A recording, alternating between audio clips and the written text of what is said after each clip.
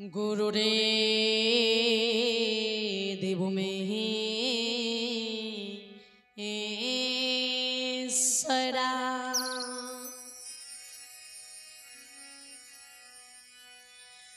गुरु रे साक्षात की ब्रह्मा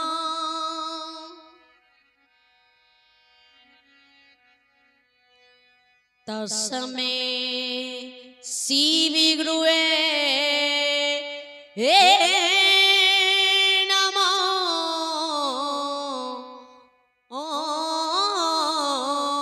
नमः नमः।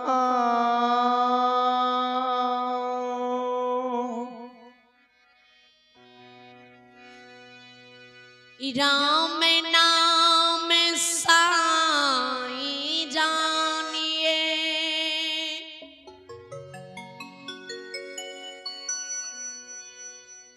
जो रमता सकल है जहां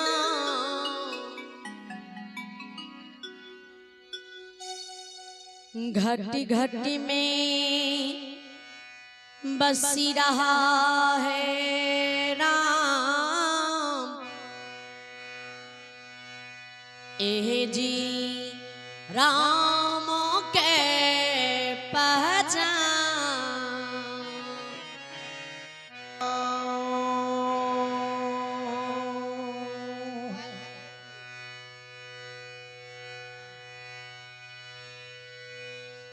मेरे मुझ में कुछ नहीं कुछ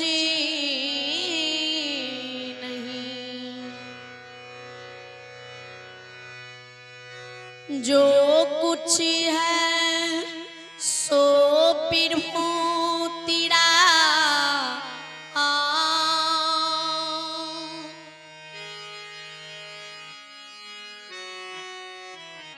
तेरे ही तुझी को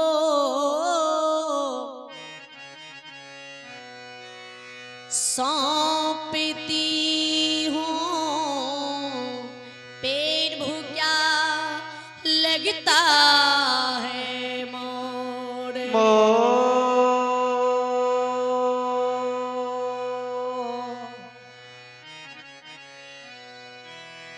हे मैया सरस्वती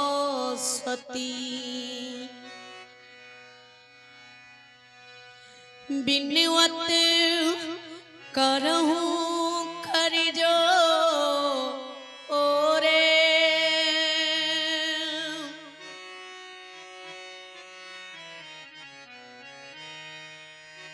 केवल आसी तुम्हारी है माँ मैया पार लगा दे मोर सिया बररा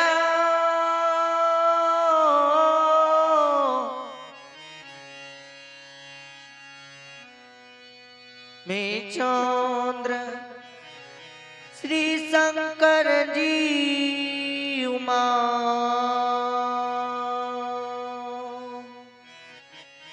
तो आज ही बड़ी भाग की बात है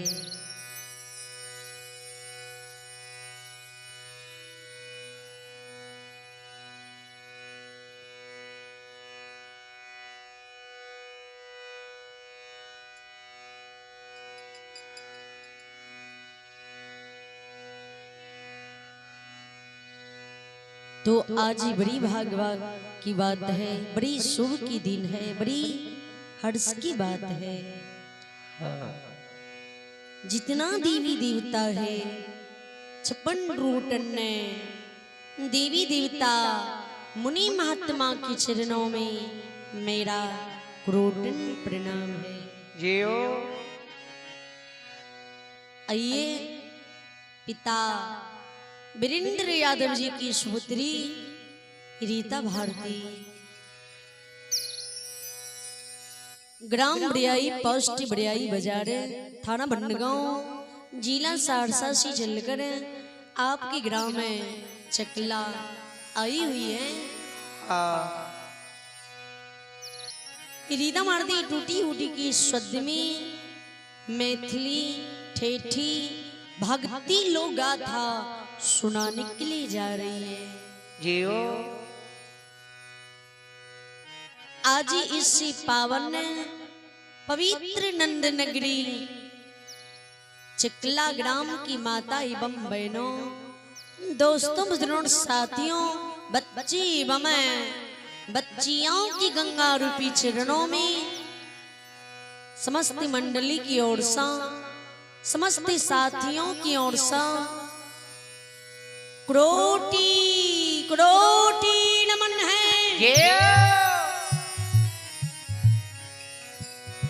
आज इस गंगा रूपी चरणों की सेवा करने की मौका मिले हैं बाबूजी। सभी भक्ति जन, गुरुजन, श्रद्धालु, सजन बिंद से यही गाना चाहूंगी कि यह भक्ति लोक गाथा सुनने की मौका बार बार नहीं मिलता है। जहां तक इस माइक्रोफोन की आवाज जाती होंगी वहां तक की माता एवं बहनों से, दोस्तों, बुजुर्गों, साथियों से, बच्ची एवं बच्चियों से अतः आग्रह करती हूँ, विनती करती हूँ, या माइक्रोफोन की आवाज सुनती ही इस मैया रानी की दरबार में, परम पिता परमात्मा की दरबार में, जगकर्ता अनिल यादव की दरबार में आने का कृपा करेंगे। आकर इस भक्ति लोक गाथा सुने, सुन करके लाभ उठावे, पुण्य की भागी बने। जियो हे गुरुजन, हे श्रद्धालु सजन बिंद, कभी गोसाई जी तुलसीदास जी ने मानस में दर्शाए हैं।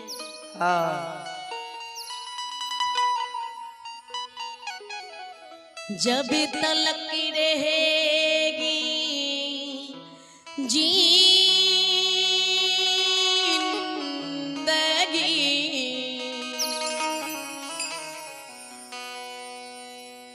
फुर्सत ना होगी काम से,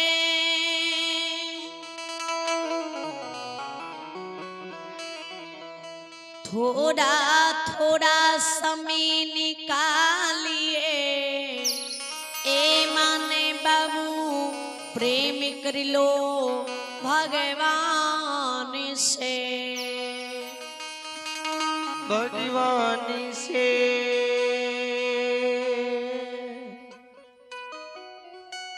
जब तलक रहेगी जिंदगी, फुर्सत न होगी काम से, थोड़ा समय निकालिए ए माना बाबू, प्रेम कर लो भगवान से।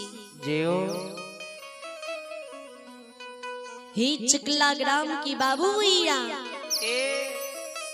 माँ बहन गौर करवे, विचार करवे, ध्यान से सुनवे।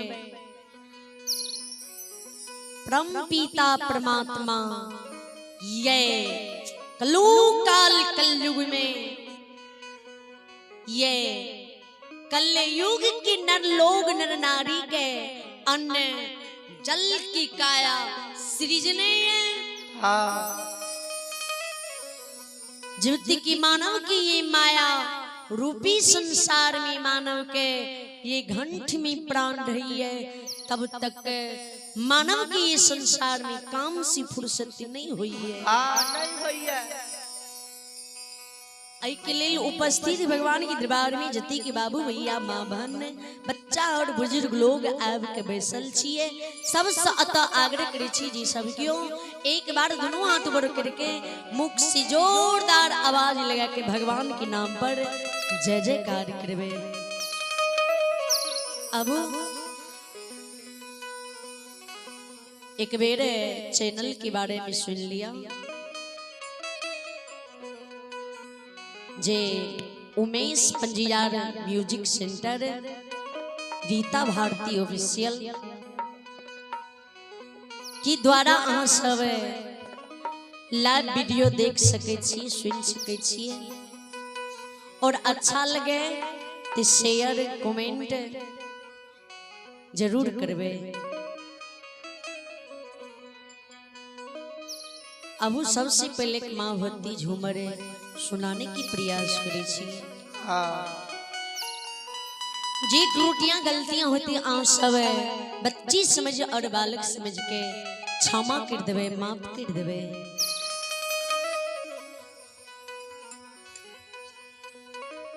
जगत जननी जगदम्बी भवानी के एकलौती ही पुतहु मालत। एक पुत्र एक पुत्री के लिए पांचों बहन अदिया भगवती के गहवर निपे, आगन निपे और सार निपे। अब बैठ की भवानी ए दुखियों की दुख हरने वाली माँ।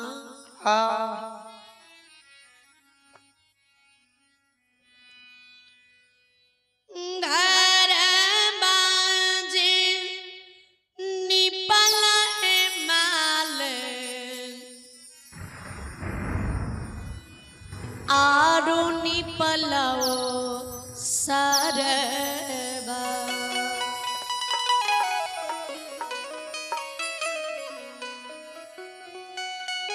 घर बाजे निपल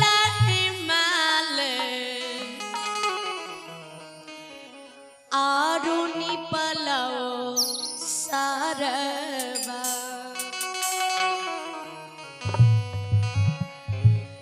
या गुनामी पैतहि मालत घर मोती लोरबा। या गुनामी पैतहि मालत घर मोती लोरबा।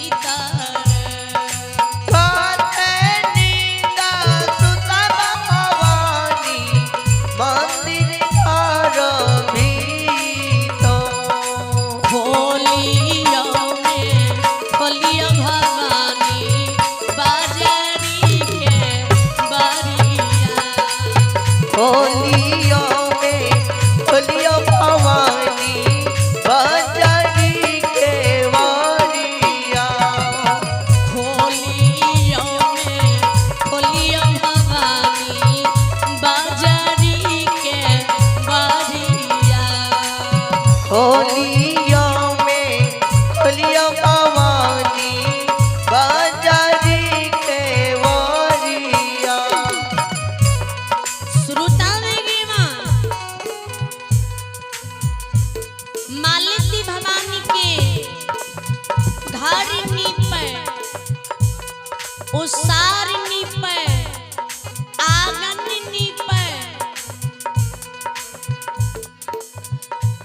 बैरी पर बैस के मालिक बैठ के काने कलेश कलेश के काने आंख से आंसू गिरावे माँ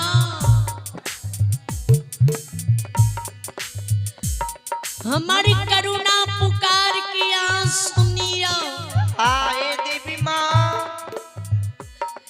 एको गो पुत्र पुत्री के आंख माँ हमरा दिखा दियो एको गो संतान माँ हमरा दियो कती नींद में भवानी यहाँ घर में सुत लिए है मालती जी काने कल पे आंख से आंसू गिरे ती मालती के कनव से पांचों बहन भगवती के आसन डोले जियो पांचों बहन भगवती अधिया जागे मालिक की मंदिर घर में दर्शन दे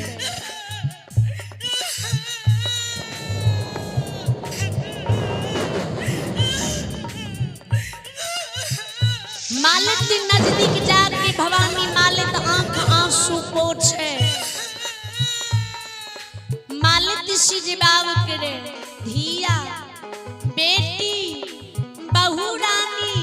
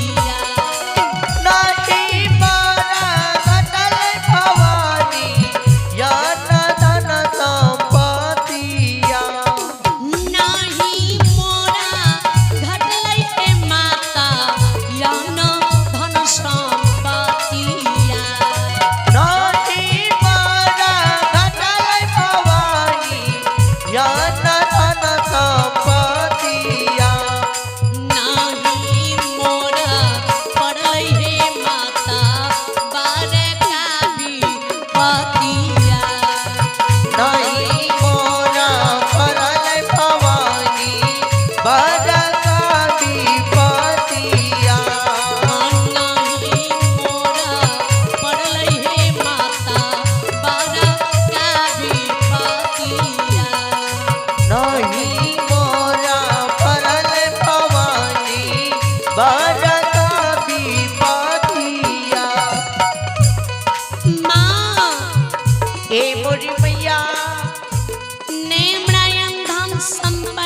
घट लइए आ माने हमरा बारी विपत्ति पड़ लइए ने हमरा कपड़ा वस्त्र की कमी भेलइए जननी के किया काने छो आ किया अलक्ष जो का बाइक बाइक के हमरा मंदिर घर के गेट पर काने छे जिना की लागे ये संसार के दुख तोड़े पड़ गेलो ये मालिक के मां सब कुछ जानती हुई अनजान बने छिए ए देवी मां दाय मां रोशनी पड़ोसनी मां बहन के आ घरी आंगन में जे छोटे छोटे सुंदर बालक के ठुमक के बोलइए ए मोरी मैया दाय मां के गोद में जे छोट छोट बालक हंसइए आ कानइए त दाय मां के बच्चा के देख के हमर हृदय सालइए जिया तरसइए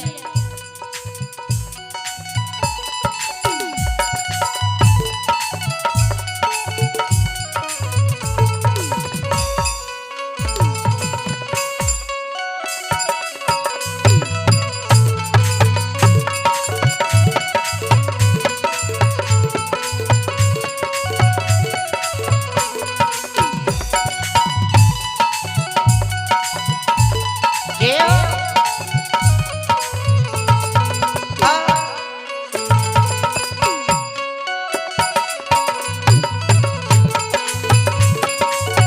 जाओ जाओ देव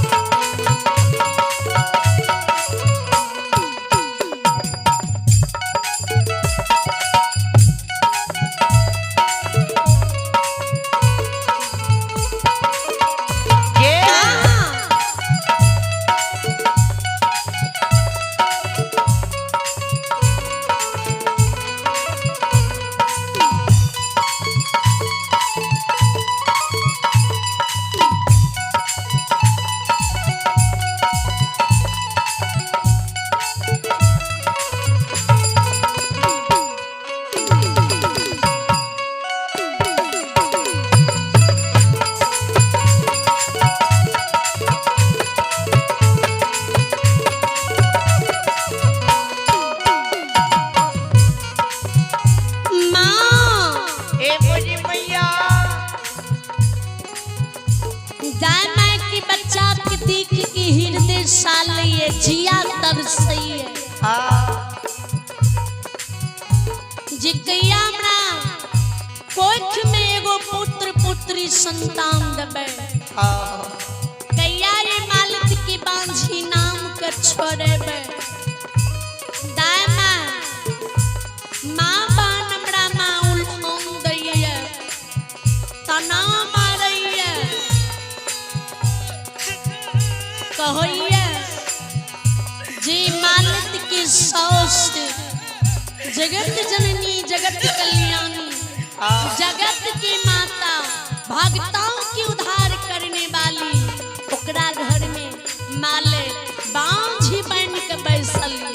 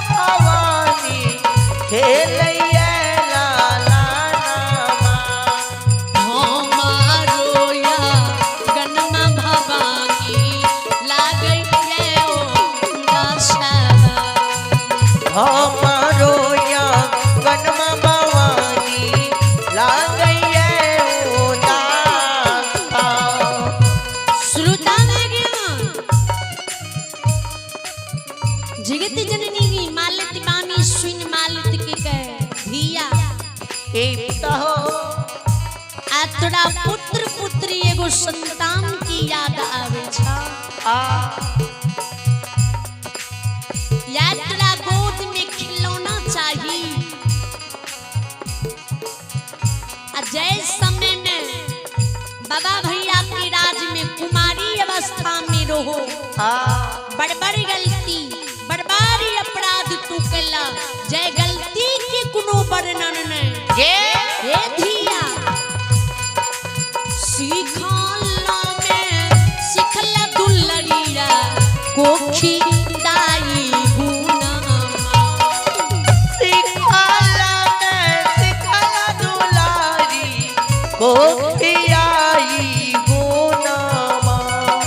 सीखला में सिखला है बाबू कोखी दाई गुना। सिखला में सिखला ये दुलारी कोखी आई गुनामा। कहाँ मांगे पैबा दुलरिया गोदी में लाना माँ। कामा में पैबा दुलारी गोदी में लाना माँ। कामा में पैबा दुलारी गोदी में लाना माँ। तोड़ के गुण सिखला। छोटे छोटे सुंदर सुंदर बालक के दाय माय के तू गोदी की हर ले लो।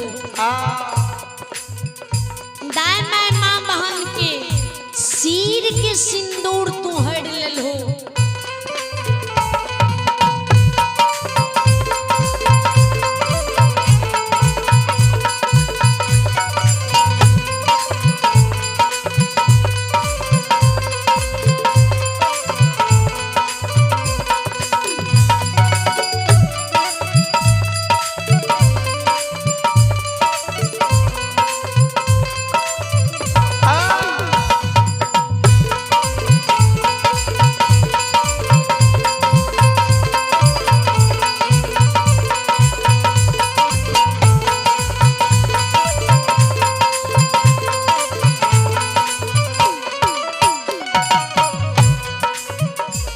हे धिया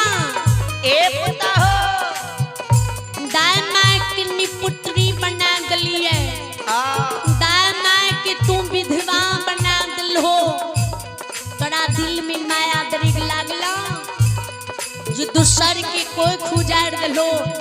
दूसर के सिर के सिंदूर हर दलो। दाया माया नहीं आवे रहा। जब एकलौता बेटा भैरव के साथ तोर शादी जे मरंग में होला।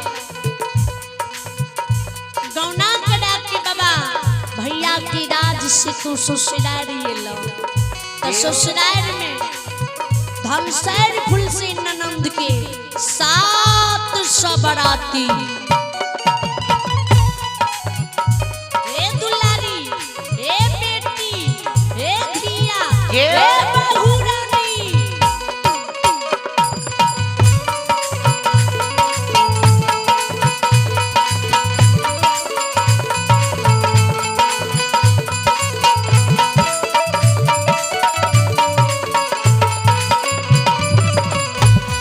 जय हो जय हो।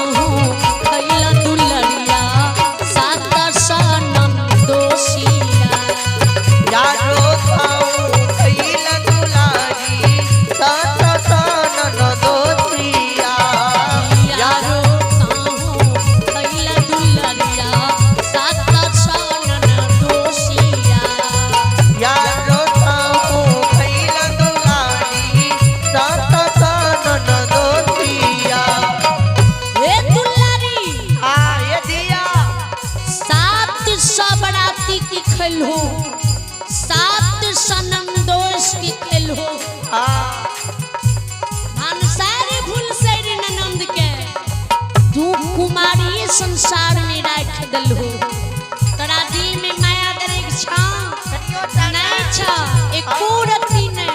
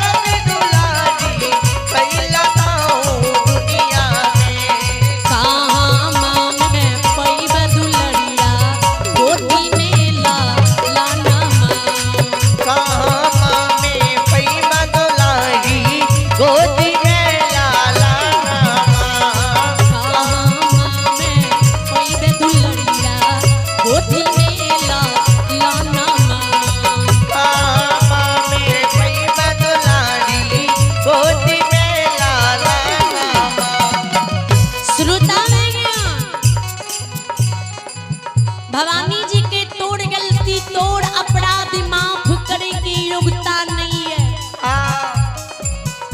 कतर से तोला हम पुत्र पुत्री एगो संतान देबा कोना के हम तोड़ मांझी नाम छोड़ेबा कोना छोड़ेबा मालिक काने कल पे जमीन पर सिर पटके भवानी चरण करने छोड़े ना ए मोरी मैया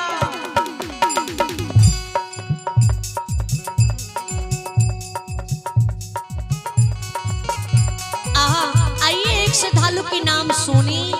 आइए अभी मोहम्मद औलादीन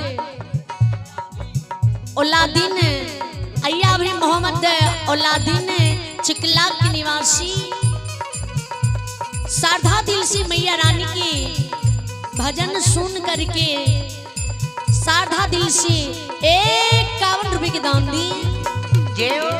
इन्हें श्रद्धालु को मैया रानी हर मन कामना पूर्ण करे, परमात्मा सदा सुखी रखे, बाबा भोला भंडारी भंडारी की भर रखे। जय हो दानी दाता की जय हो, अपने के पूजनी माता पिता की जय हो।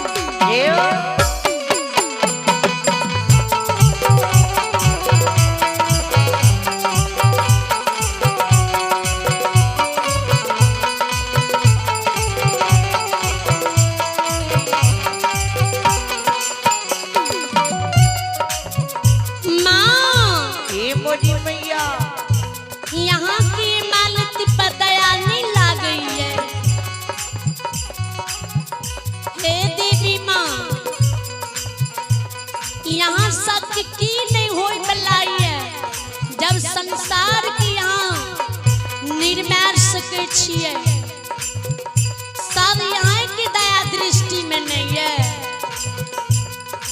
सब संसार के नर लोग नर नारी के चलावे छे देवी देवता सब के यहाँ चलावे छिए ये मालत के गलती के यहाँ माफ नहीं कर सके छिए ए मोरी मैया दया दिखाबू ना ए मालत की गलती के माफ करू ना ए मोरी मैया ए दुखहरनी जय माता हूँ करियो भवानी रोटन या राधा जय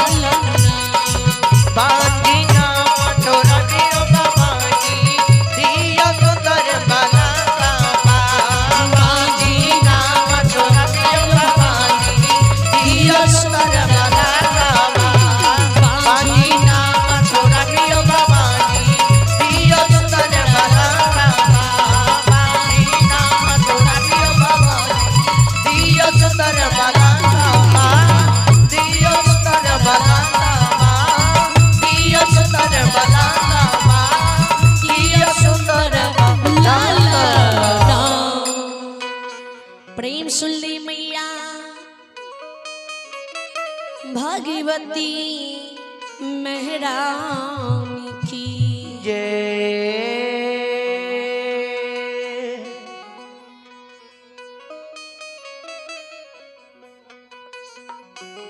अब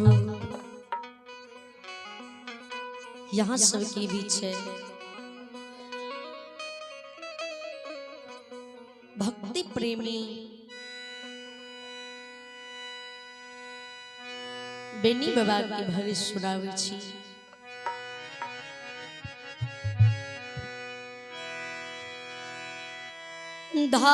धर्मेराम जी बाबा छलिया पाथी गोसैया पल में पड़ले मचाबई बलायो सब नाच नचाबई मालिकयो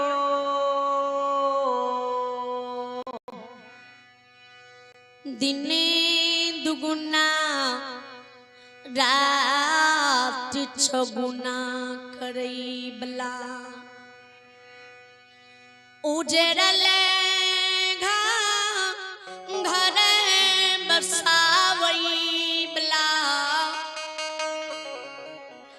बसाल घर घर उजारई बला हे यो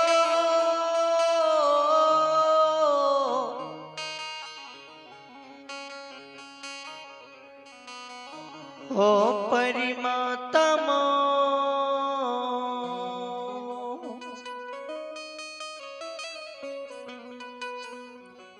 कोई एकरा धर्मराज कहिए कोई एकरा जमराज कहिए कोई एकरा महादानी कहिए कोई एकरा मायावीर दुलरुआ कालिदास कहिए हे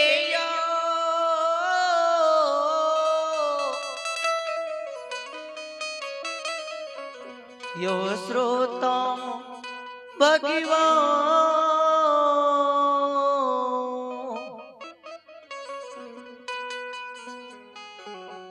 विचार करवे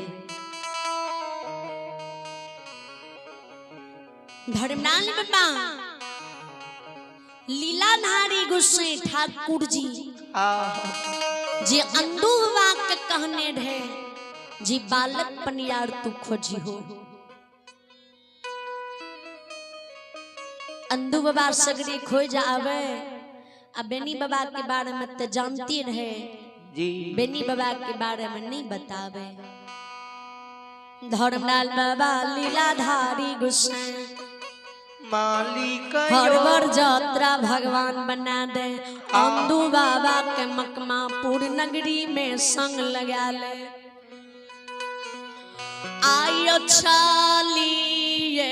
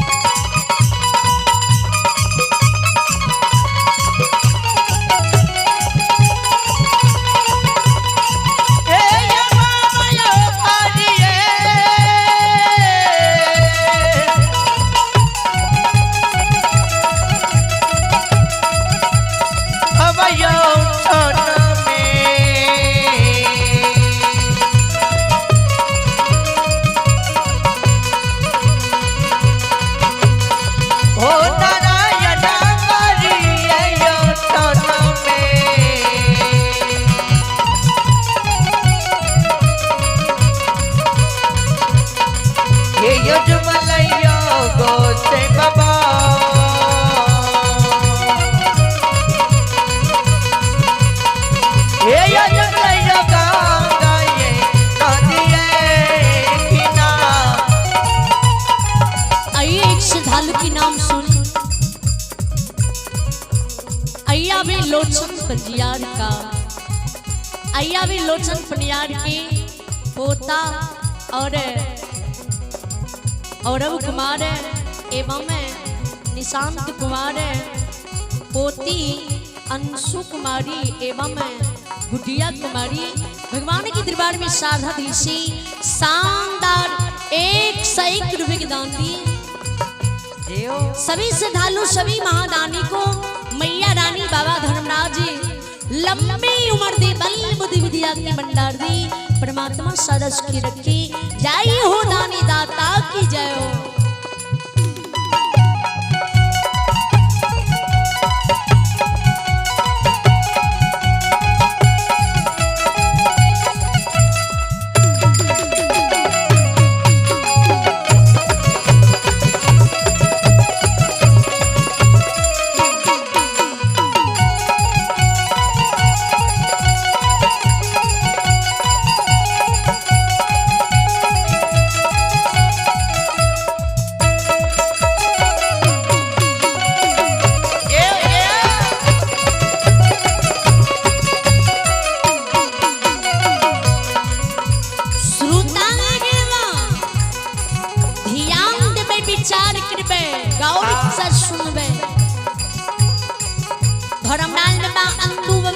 संग लगे मकमापुरी नगरी से गंगा बितौना ला के चल जाए, जो गंगा घाट पर जाकर अंधु बाबा के रोके ने तो अंधु बाबा से इशारा करे घुसने ओ लीलाधारी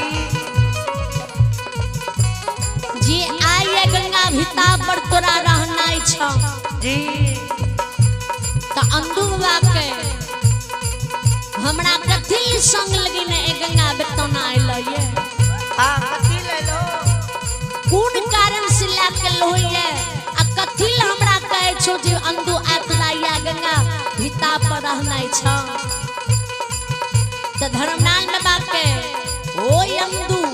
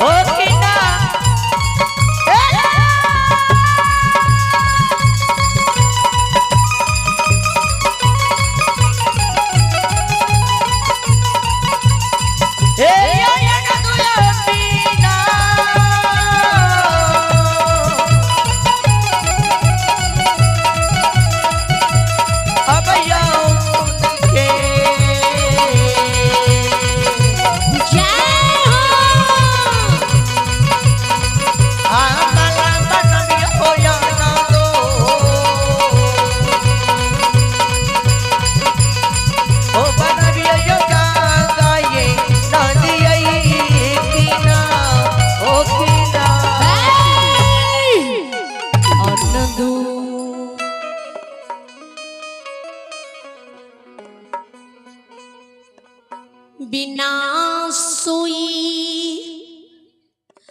धागा के यहाँ मला गंगा भिता पर बनावियो हे यो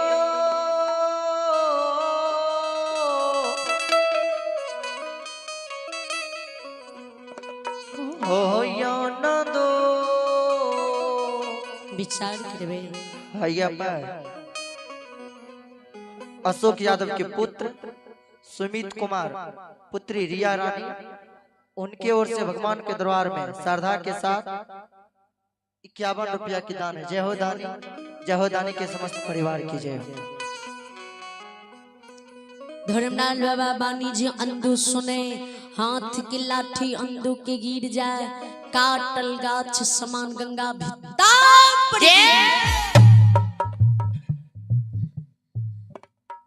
बक बक के मलरिया गंगा भित्ता पर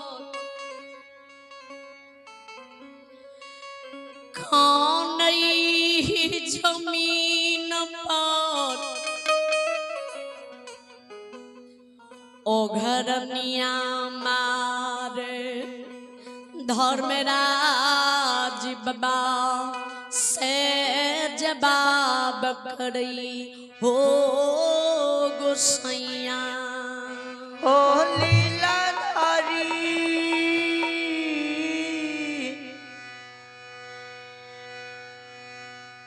हो धरी मीरा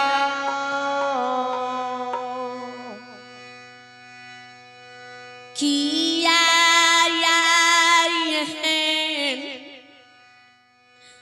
बोली तू बोलई छा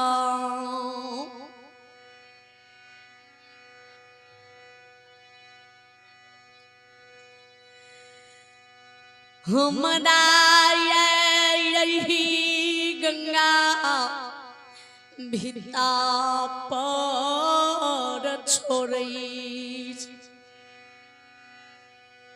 भगवान जई दिन में जवानी रही वही दिन में हमरा धर्मक पथ गछैले गछैला न हो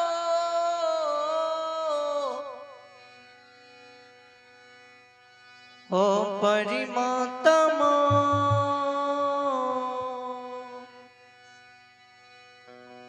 धर्म के पंजियार बनेला नित्य दिना मकुमा में बांझी मरचनी अंधा बहरा निर्धन धनमान सब याबे धर्मक सभा लगा के बैस जाए सब के तू हमरा मुख से बात दिलाबे रहो आ जे जकरा बचन कहे रही है ने सब के बचन दिल तू पूरा करे रहो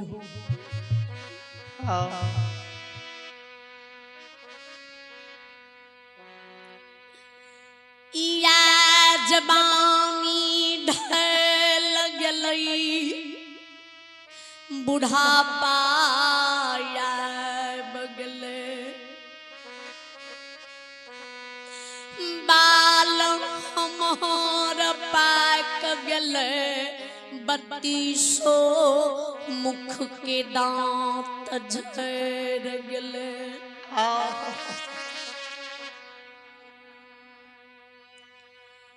पैरुख के थोड़ा पैन गलियई बाम भुजा में बाल नहीं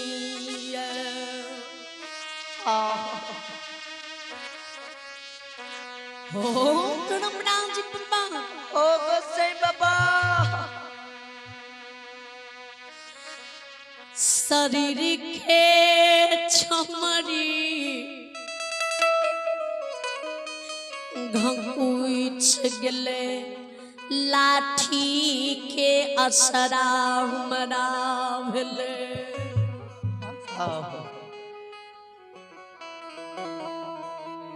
जवानी रही ते तू हमरा संग में रहो आरे बुढ़ापा भेले ये और संसार में मानव पुत्र पुत्री के जन्म दैया अपना भूखा रे बेटा बेटी के भोजन करा के पोसैया जे काल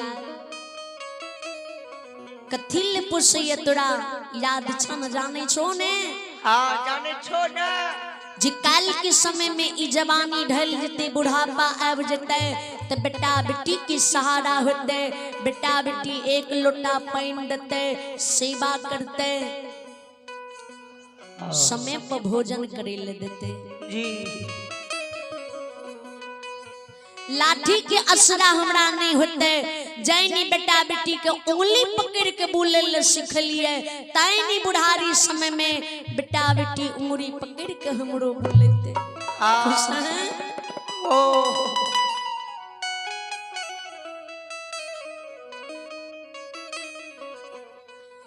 हमरा यही दुनिया में पंजीरार बनैलन घर में घर नींद लो नहीं भाई भतीजा ने कोख के जन्मल बेटा बेटी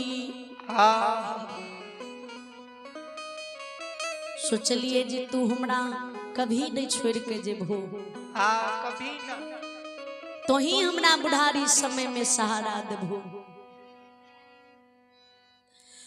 बुढ़ारी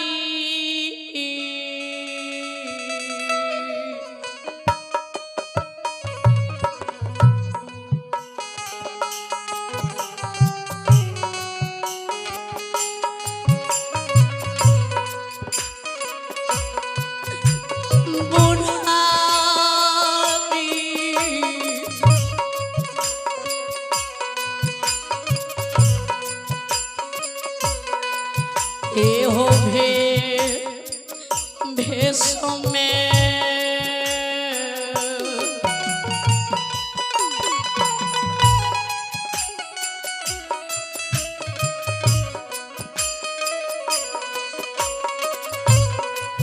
ये छोड़ी छे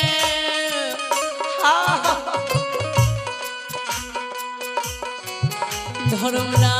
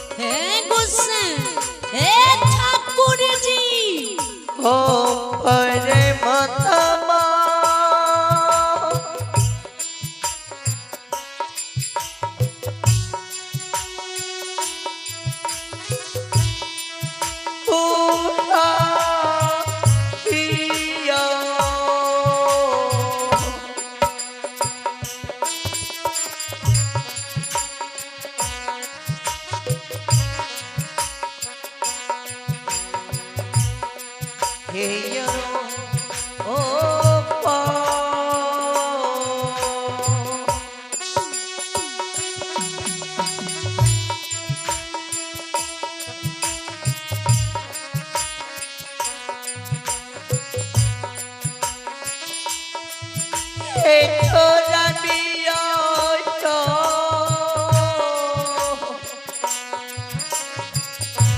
जय जय हो गोसाई जिया हो गवैया बजवैया राम नाम घोर के पिया हो छोरा पिया दुनिया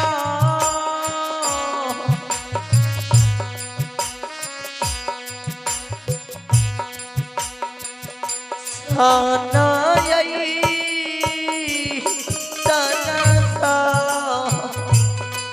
हो धर्म राम बना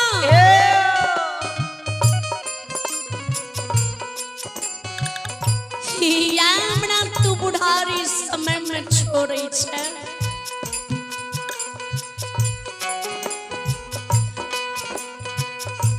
किएनो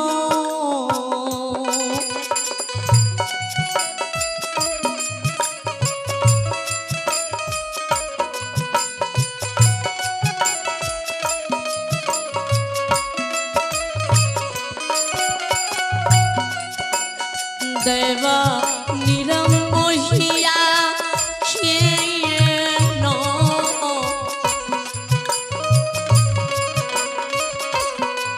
हे यो हमें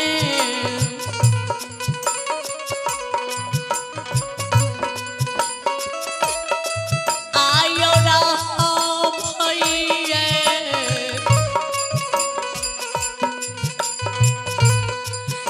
धर्मरा हाथ गोबा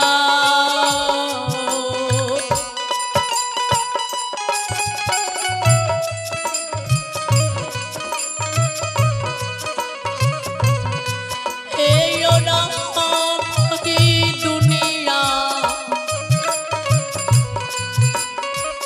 साना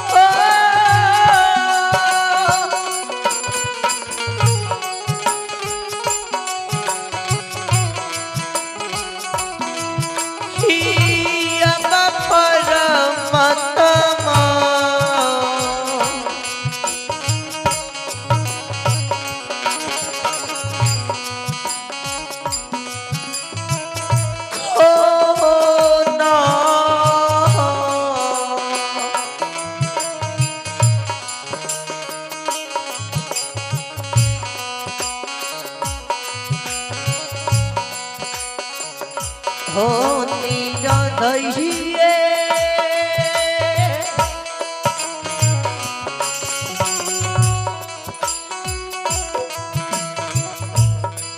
ये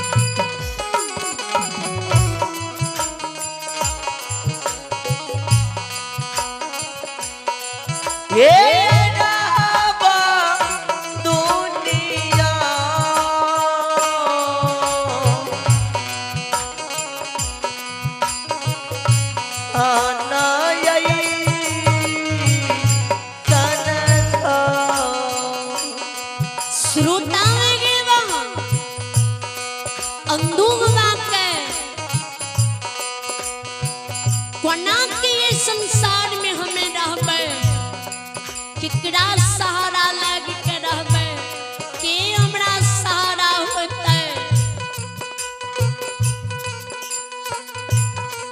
माइयो मर बूढ़ से बुढ़ाइए गेले हमहू बुढ़ाइए गेलिए बुढ़ारी में हमरा छोड़ के जाय छ